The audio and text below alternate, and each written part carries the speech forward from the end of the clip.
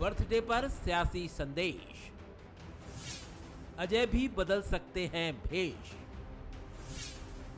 अजय और बीजेपी दिग्गजों की मुलाकात, कांग्रेस के लिए चिंता की बात। कहने के लिए ये नेताओं के बीच सिर्फ मुलाकात है, लेकिन इसका सियासी संदेश बहुत बड़ा बताया जा रहा है। पहले बात नरोत्तम और अजय सिंह की मुलाकात की।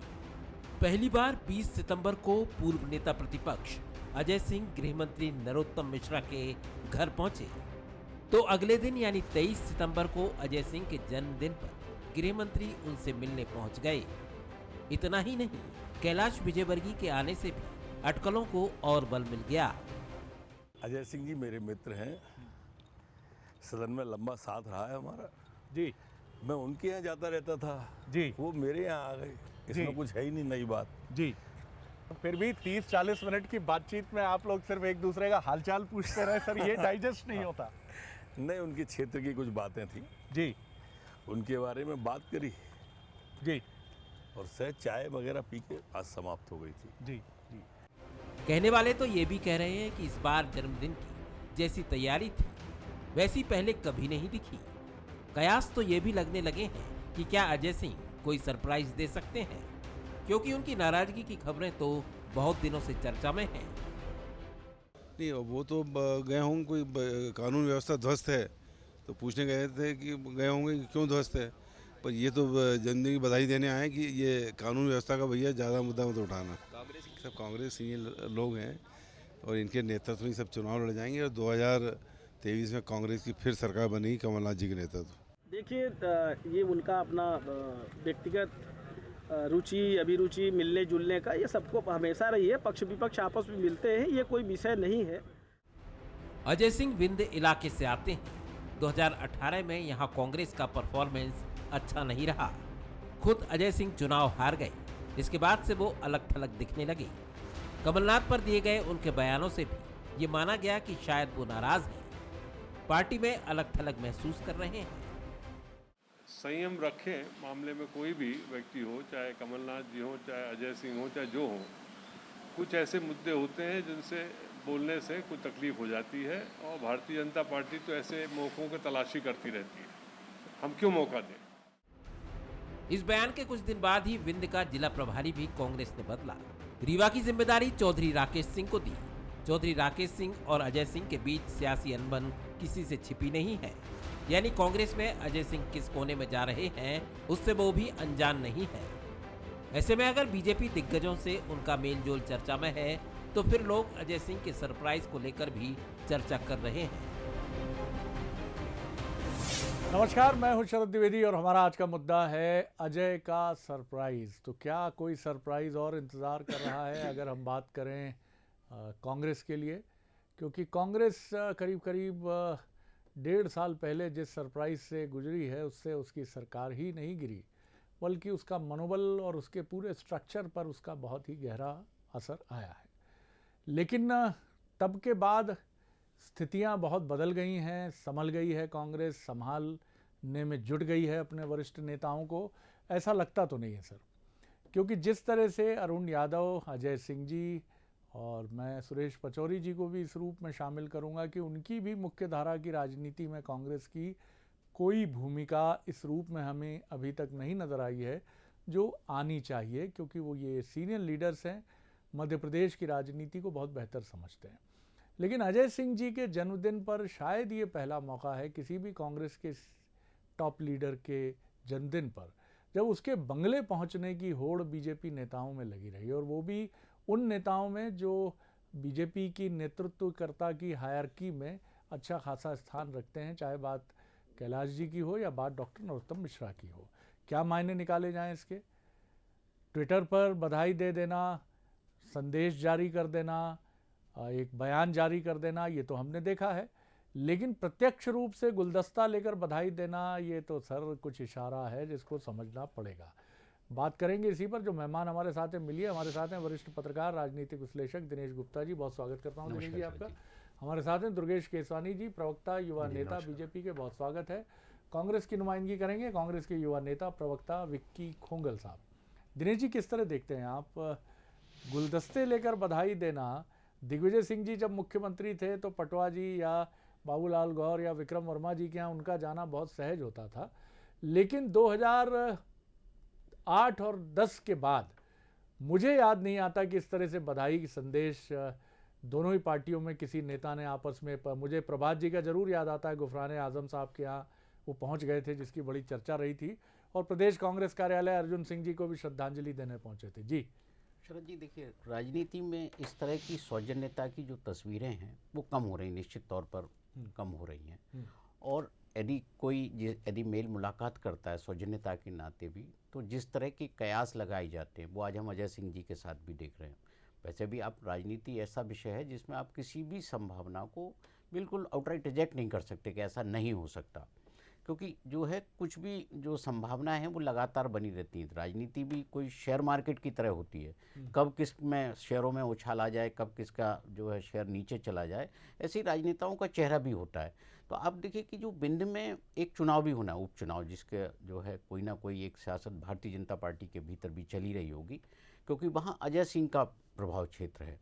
और अजय सिंह और कमलनाथ जी का जो रिलेशन है या कांग्रेस पार्टी में जो स्थिति है, तो कहीं ना कहीं भारतीय जनता पार्टी उसको एक जो है मनोवैज्ञानिक दबाव तो बिंद की जनता पे छोड़ना ही चाहती है कि हमें एक बहुत बड़े चेहरे हैं उसका एक समर्थन प्राप्त है। तो बहुत सारी जो तस्वीरें एक साथ उभर कर आती हैं, वो ऐसा लगता है कि शायद वो जो 1.5 साल पहले जो तस्वीर उभरी थी उस तरह की कोई तस्वीर सामने उभर कर आए। लेकिन जो मौजूदा परिस्थितियां हैं उसमें मुझे ऐसा लगता नहीं है कि जो है वो 1.5 साल पुरानी तस्वीर फिर मध्य प्रदेश में उभर कर आएगी। आप जिसको हम कहते हैं कि एक साइकोलॉजिकल पोजिंग कई बार होती है दोनों ही पार्टियों की तरफ से, हो सकता है अजय सिंह जी इसके ज़रिए चौंकाना चाहते हों अपनी पार्टी के वरिष्ठ नेताओं को, और सीधे तौर पर मैं कहता हूं कमलनाथ जी को। और बीजेपी के लिए तो बैठे ठाले का एक ये कार्यक्रम है कि संभल के रहना कांग्रेस, नहीं तो कभी भी सेन लगा देंगे। क्या कहेंगे दुर्गेश जी? देखिए शरद जी, मैं आदरणीय वरिष्ठ पत्रकार साथी दिनेश गुप्ता जी की बात को ही आगे बढ़ाऊंगा।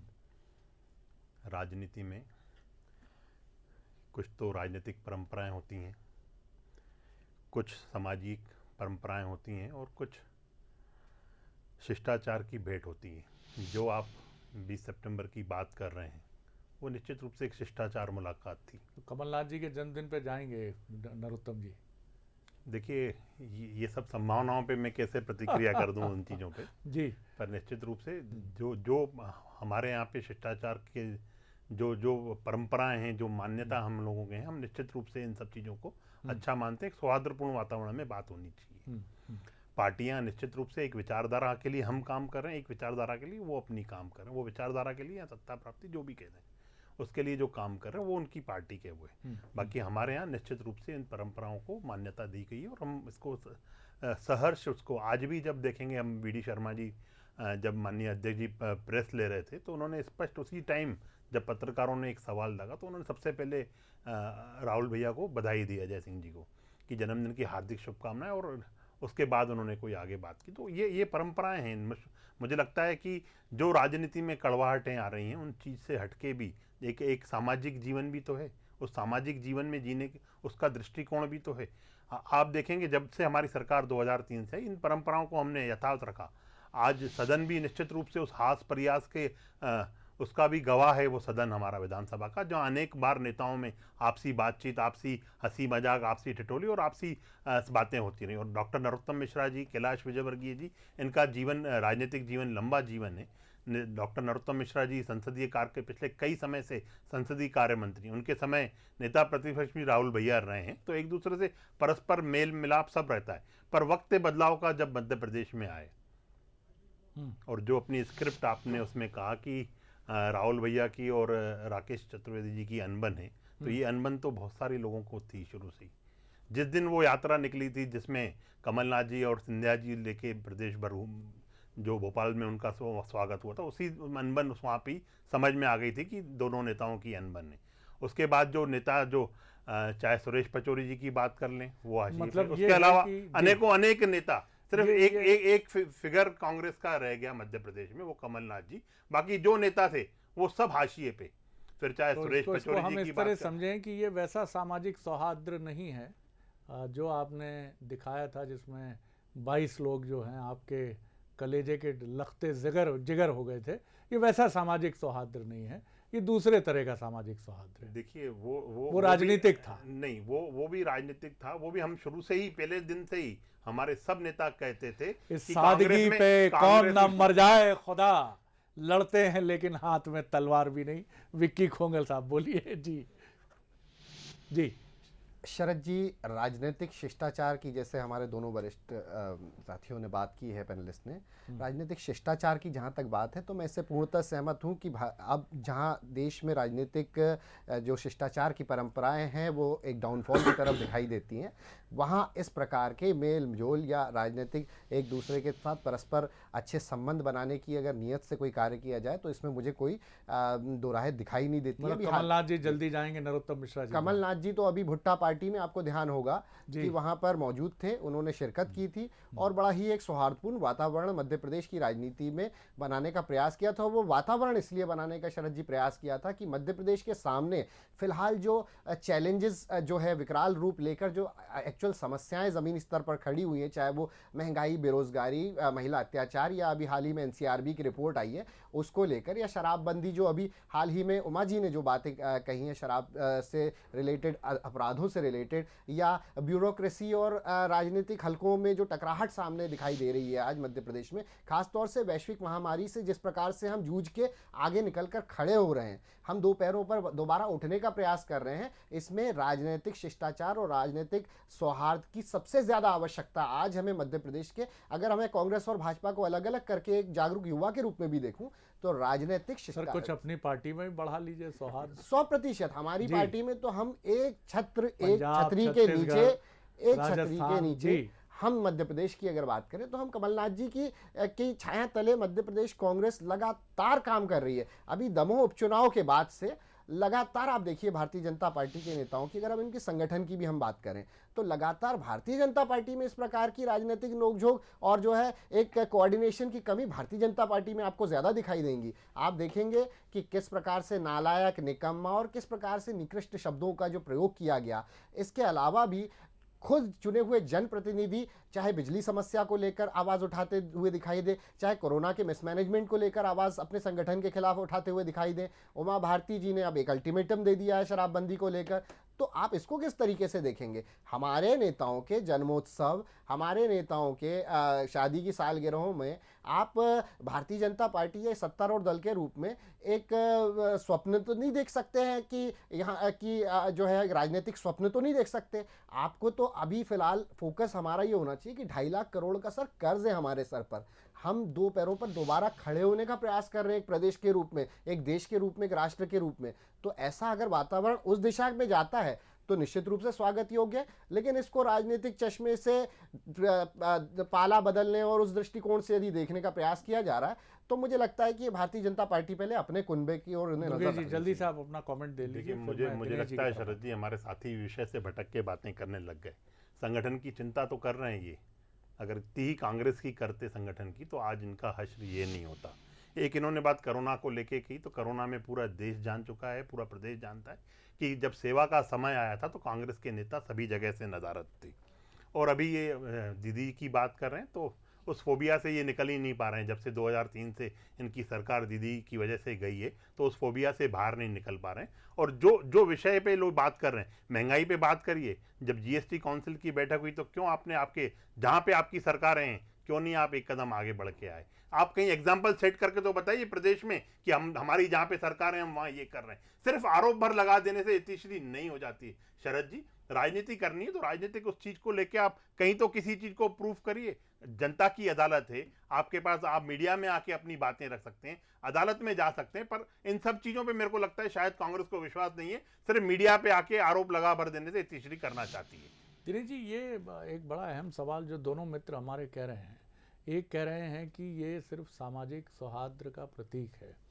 ठीक है, मैं अगर उनकी इस टिप्पणी पर ये कि दिल बहलाने के लिए गालिब ख्याल अच्छा है, और जैसा दुर्गेश जी यानी बीजेपी कह रही है तो वही है कि सादगी पे कौन नंबर जाए खुदा।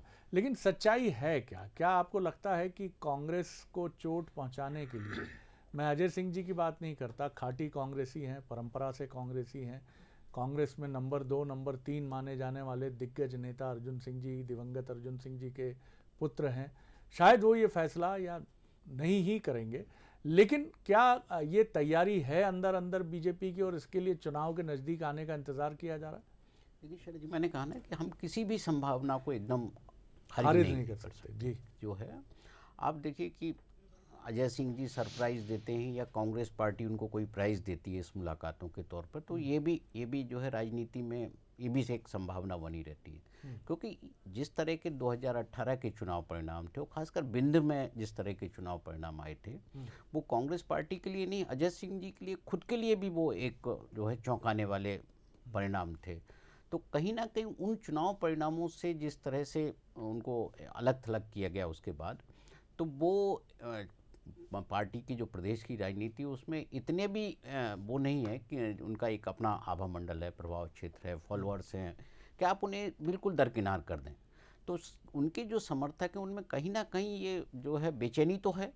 और सिंधिया जी के जाने के बाद जब आपके पास एक सीमित चेहरे बचे हुए हैं, आप उन चेहरों के बीच भी यदि एक लकीर खींच देंगे कि आप इससे आगे नहीं बढ़ने देंगे, तो निश्चित तौर पर ये पार्टी के लिए बहुत अच्छा नहीं है। क्योंकि ये समस्या इस वक्त हम पूरी कांग्रेस पार्टी में देख रहे हैं कि कमलनाथ जी के अलावा कौन है जो इस पूरी पार्टी को 2023 में एक फिर जीत के मुकाम पे खड़ा कर सके। क्योंकि कोई भी चुनाव आप लोगों को उपेक्षित करके नहीं जीत सकते। यदि 2018 का चुनाव देखेंगे तो आपने जो है एक एक ईंट से सत्ता खड़ी की थी। आपने सिंधिया का अलग रोल था, दिग्विजय सिंह जी का अलग रोल था, अजय सिंह जी का था, अरुण यादव का था। अरुण यादव जी तो 5 साल तक उन्होंने कांग्रेस पार्टी चलाई, उसके पहले अध्यक्ष रहे, उन्होंने कहीं ना कहीं नींव तैयार की थी। आज उनके अंदर किसी चीज़ को लेकर दर्द है तो इस दर्द को राहुल गांधी को भी सुनना है, सोनिया जी को भी सुनना है और कमलनाथ जी को भी उसका निराकरण करना है।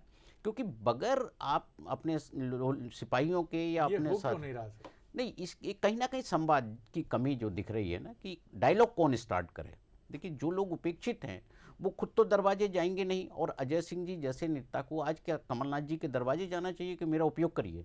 ये तय तो जो है पार्टी के जो प्रभारी हैं या राष्ट्रीय अध्यक्ष हैं या राष्ट्रीय नेतृत्व है, उनको बैठ के कहीं ना कहीं समन्वय बिठाना है। चाहे ये जो 3 विधानसभा क्षेत्र और लोकसभा का जो चुनाव है, उपचुनाव, उसमें जो है इससे अच्छा मौका क्या होगा आपको 23 की तैयारी करने के लिए कि इसी चुनाव से समन्वय बिठाया जाए।